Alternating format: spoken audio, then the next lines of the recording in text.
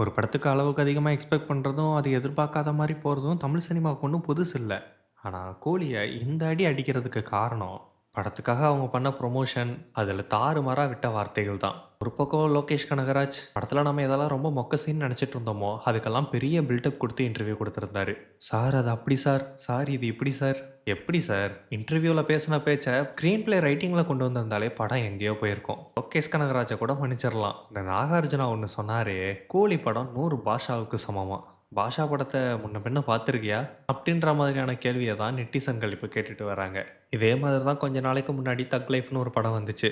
தக் லைஃப் படத்த கமலஹாசன், "நாயகன விட தக் லைஃப் பல மடங்கு மேல இருக்கும்" அப்படின்னு சொன்னாரு. இன்னொரு நாயகன் படத்த நீங்க எதிர்பார்க்கலான்ற மாரி கூட சொன்னாரு.